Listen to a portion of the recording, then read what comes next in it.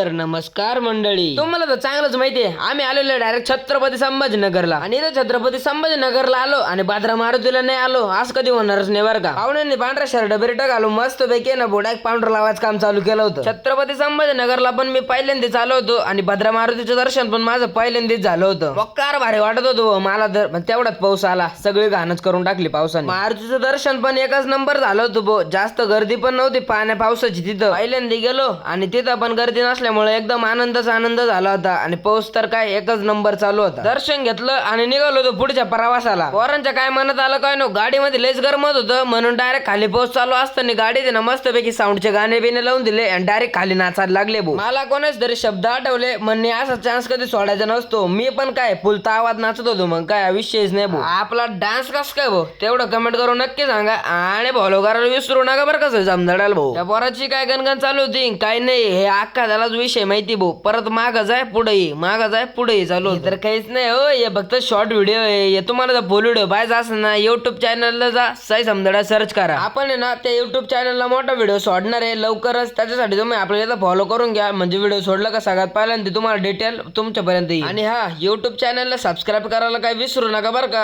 असेच नवीन आणि funny comedy video पाहण्यासाठी. चला रे भेटू उद्याच्या नवीन व्हिडिओ मध्ये, तोपर्यंत तुम्हाला सगळ्यांना जय महाराष्ट्र.